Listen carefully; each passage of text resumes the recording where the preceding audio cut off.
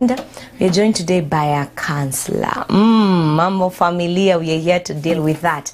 And today, last week, we had a very great discussion where we got to talk about communication, and we majored sana on listening. And now today, there are those habits that really get to haribu relationships, you know. They get to destroy a relationship, but they are small. You might look at them and unaangalia tu ni tudogo, lakini ukiangalia the effect and what they do, the harm that they bring, it's a whole tornado. So today that is what we'll be discussing with, and so feel free to join in the conversation and also text us via our SMS line for any question or any addition or compliment, and also feedback concerning the topic of today on our social media platform and also via our SMS line. Now pia today we have with us practicing counselor who is Nancy Ngige. Ako hapa kutusaidia zaidi, and I said the topic is on habits, you know, that really small habits that get to affect, you know, the relationships and get to ruin relationships.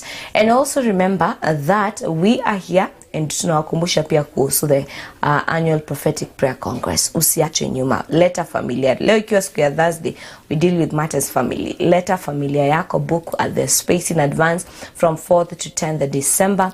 Wafike hapa, maisha yakaweza kubadilika na kubarikiwa.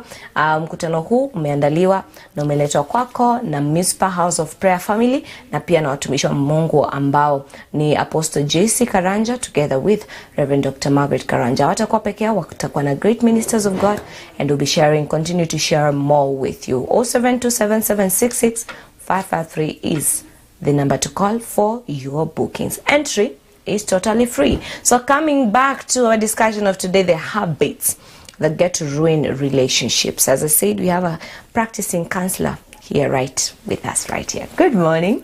Good morning. How are you doing? I'm doing well. Karibu tena. Asante sana. Yes, we're honored to have you today. Okay. And we are ready to learn today from you.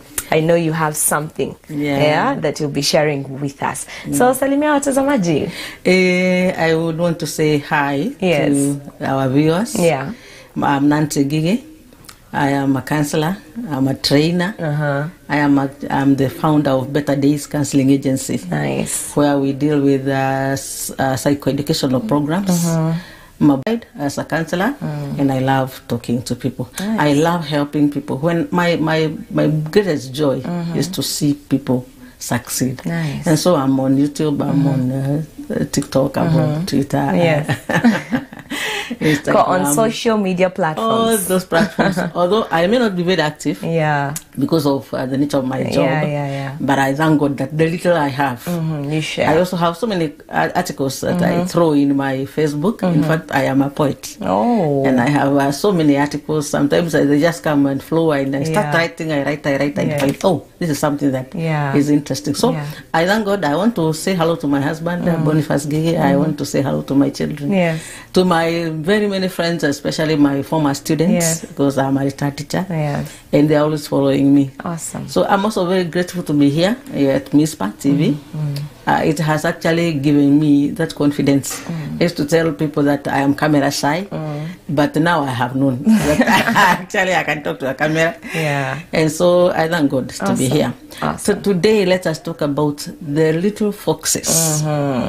They're in Songs of Solomon 2:15. Solomon is talking about take us the little foxes that destroy the tender vines. Yes. I don't know whether you don't want to read that word so that we start from there. Okay. And see what Solomon meant by that word. Okay. 2:15. Catch. Song of Solomon 2:15. Catch us the foxes, the little foxes. Catch us. The foxes, the little foxes that ruin the vineyards, our vineyards that are in bloom. Wow. Catch us. Yes.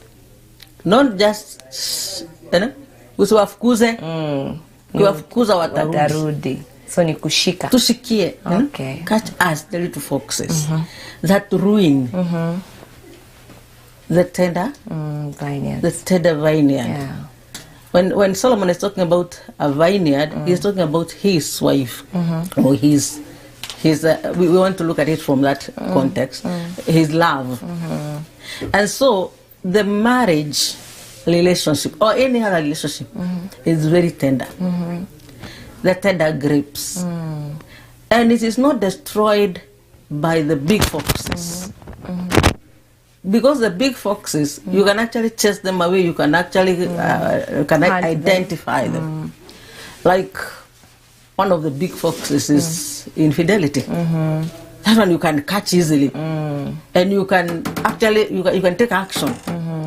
We are talking about battering.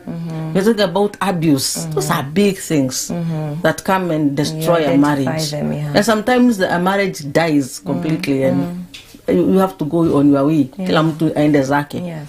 Like if there is battering, if, we also have husband battering. We have also have wife battering. We advise that instead of trying to make it work, and maybe after a few years we come for your burial, you separate and sort out things first. But now these little foxes, they are so little that they don't lead to the dissolution of the marriage, but they can make life very uncomfortable. That's why we are saying they ruin. They ruin the tender vine, or the tender vineyard. If you look at it literally, those little foxes, I'm imagining like they are the babies. Wakirukaruka kwa shamba. Imagine vile kuku if your neighbor anafungulia kuku zake ikiwa na tufaranga. Vile wanaenda wanaharibu mimea, wakuli. Wakienda kwa shamba umepanda maharagwe, kuku mwenyewe anatafuta minyo. Wakuli maharagwe yako, lakini wataharibu. So we have some habits. Either you are brought up and you saw them in your home, or you saw them with somebody somewhere, or you saw them in a social media, or on a TV, or somewhere. Kwa movies. And you picked them. You thought that was ideal. You picked some habits. Or you have learnt them. And when now you start doing those habits in your relationship, marriage or not, because there are many relationships, like you could be dating, you could be planning to get into marriage, or you are already in marriage. Courtship. Courtship. Those small habits, you can bear them because they may not lead to a dissolution. You may not pack your bags and say, I'm going because of what you are doing, but they make your life not very sweet.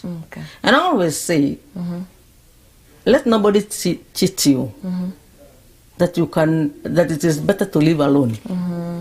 When God designed marriage, He had a real reason for it. There are people who choose not to get married, but they have never lived that life. They have imagined it. They have seen other people who have lived without marriage. And it is okay if they are succeeding, if they are happy that way. Others, they say they will never get married because they had a relationship that hurt them most. And they are not able to heal. The others are in marriage and they are saying, I wish I'm not in this marriage. So in all situations, it is up to you. Yani, hakuna mahali unaweza sema, this is perfect. Ukuwe single, kuna mashida yake. Ukuwe married, kuna mashida yake. So there is no ideal situation. Space, So it is important that where you are, make life comfortable. And you see, this life is short. I always say, this life is short. Maisha tu ni haya. That is true. And so you cannot spend today gloomy, spend tomorrow gloomy. The next day you don't know yourself. The next minute, and life is moving on. Your children, if you have children, they are copying you. And you cannot reverse the clock. Even if you go to social places, and maybe you while away the whole night, when you wake up in the morning, you'll find the same situation. So it is important that we identify these little foxes, these little things that people ignore. But they can ruin a good relationship. someone might be eager to ask, what are they? Because, okay, zitaribu, you know, Yeah, they will mess up, you know, that relationship and may even cause, you know, danger and also harm. So what are they? Nini nizo tunafaa kuangalia, those small foxes? These small foxes are so many. Yeah. But they are not common to everyone. Okay. We might mention something and say, that yo hainiguzi. Yeah. But ebu angalia maziwa. Unaona maziwa? Mimi nauza maziwa tuseme. Na maziwa yangu ni safi. Umekuja na kibuyu. Umeosha lakini hujakamua vizuri. Hiyo maziwa itaharibika na utatupa. Marriage and relationships are like that. They are so tender and they are so delicate. And you may be dating and getting to a point where you are saying, now I think I'm ready. But something just happens. You could be in a marriage for 20 years, 25 years. On retirement, you are still in a marriage. But after that retirement, I have seen people who have separated after they are even when they are grandmothers. Grandmother, grandfather were ameenda on their own. They can't hold on. Especially when you are old, because now you are seeing, have a very short time to live, and yet I'm not happy. Yes. So you are looking for happiness somewhere, and you think by separating you can get the happiness. So some of these things, number one, you assume, you forget, you stop taking care of yourself. Oh, but first of all, ni wewe. Okay. Yes, because there is that attraction. It's always there. You don't assume that attraction is when you are dating. Remember when you are dating, how do you go for a date? Anyway, you glue yourself. People know you are going for a date, my dear. Yeah. And when you arrive, yeah, that person, when he comes to hug you, to greet you, to welcome you, what does he see first? Yeah. He doesn't see your emotion. He doesn't see your mind. He sees you, you are physical. Yeah. And you always say, the first impression matters a lot. So even the first attraction was because of how you looked. Labda mlikuwa kwa kwaya, kwa kanisa, ama ulienda wedding. Imagine the way you went for that wedding. How were you dressed? Yeah. Then mtu kule tu anasema kale kasichana, nitakaongelesha. Ama mlienda mahali tu. Now when you go to your home, like when you find me in my house, keda kwa kuku, kupea chakula, niko na leso, niko na apron, niko na gumboots. Nafanya hiyo kazi. If I have done with that, then I continue the whole day like that. Usiku ifike sijaoga, nasema kuna baridi, ninaendelea hivyo. The bedroom imekaa vile inataka, bed sheets itaosha sababu haitakauka, and nje sitafagia sababu hakuna mtu anakuja. You know, there is this word watu wanasema nurajulia. Nani ataniuliza? Nani ataniuliza sasa? Navaya nini? Nani hanijui? Now everybody else may not know you, but the person in your home knows you. And this also goes to the men. Women want to be related to somebody and to show that person. Okay. Unapenda tu kusema na huyo ndiye bwana wangu, na huyo ndiye my friend, and this is So even the way he is dressed, it affects her. The way she is dressed affects him. Hutaki kusema huyo ndiye. Now you're introducing to maybe a friend who have never met and say, huyo bibi yake nilimwona vile alivaa. Ama huyo mbwana yake ajui kuvaa. Ama wengine wana blame the woman. Na sasa seritoka kwa nyumba. Kwani huyo bibi hakumwangalia? So you may be careless. You are careless with your dressing, you are careless with your feeding, you are careless with everything. So remember, the way you used to take care of yourself, this is not a license that you stop. Okay. Finances. Finances is a big fox. I don't want to talk about how people don't agree on finances, but I want to talk about a small fox in the finances. Okay. Being responsible of your own finances. Of your own finances. Let's say you are working, you are a lady. The man is also working. The two of you have agreed. You're going to come on the table. This is what you want to raise. This is what you want to do. And now you have agreed. Now wewe ukienda, tuseme mimi as a wife, ninakumbuka vile tulisema. Wewe ukileta pesa zako, wacha tusanye, tusaidie mtoto, tusaidie mama, tujengee mama nyumba, tufanye nini, tununue shamba, okay? And I'm going to be, I'll own a lot. Sasa wewe ukienda, you meet the boys that you are always with, and wanasema tuingie hapa, tukule choma, wewe utatoa nini? Kila mtu sasa bill ni yangu. Ukikuja niambia now I met my friends and I'm sorry, ile pesa, it happened, I don't know how it happened. I'll forgive you, but I'll find you are failing me. Okay. You see? The same case with the ladies. Ladies are told, okay, I don't want, if you control my money as a man, that is financial abuse. Oh. If you start telling me, bring your money, put your money here, let us organize, I'll be now giving you. That is financial abuse. Because now you are clipping my hands. Yeah. But I can have financial freedom, and we agree. Okay. Even sharing responsibilities. The man says, I'll finance the loan, and you run the house, you also run my car. You can agree. Yeah. Because if he has a loan, let him finance his loan. But he has also a car. Let the wife even fuel that car. Yeah. It's an agreement. Yeah. And with the other time you're talking about communication. Now, if I'm financing, if I'm supposed to, if the wife is supposed to fuel the car and to manage the house, then mama anaenda huko, and maybe she's working, somebody comes with masufurias, comes with thermos flasks from China, and other big things, and people are saying nipe moja, and then you say, I'm also working. Yeah. So you also want to take, so you take something, and it's good for the home. It is expensive. Then you bring it home and you are telling him, oh, darling, I have brought this. It's a very nice one. Damos kubwa, kitu kubwa, something nice. Yeah. Now tomorrow you are not going to fuel the car. Because you bought. Because I bought. Okay. That is financial irresponsibility. Okay. And when it reaches that, now I will bear with it as a man, because ndachukua matatu. But it is irritating. Yeah. So when you get to that, it gets to affect. You get affected. Nice. And on that, we want to take a break kidogo, because I believe the one who is watching, anahitaji zaidi. Number one, umesikia your appearance, how you appear.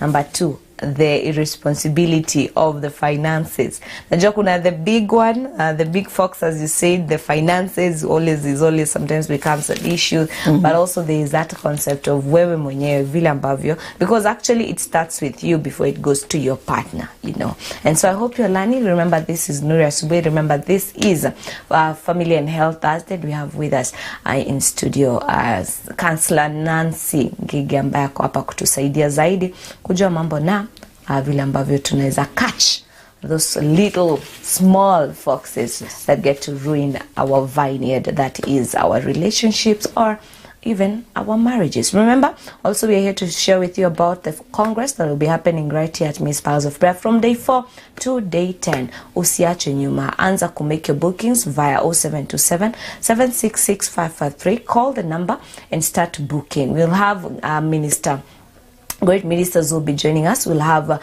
Bishop Dr. Margaret Wangari from Nairobi, Apostle Julia Subi from Nairobi. We'll have Prophet Paul Maniki from Nanyuki. We're going to have also Bishop Patrick Kariuki from Meru and Bishop Dr. Nancy Kenothia from Nakuru. Entry is totally free of charge and no more Mizpah accommodation charges are going to apply. Please, usiache nyuma. Come, be part of this. Come, let your life be transformed. And as you come, pia ita marafiki. We take a break, but tunarejea. This is Nuri Asubuhi.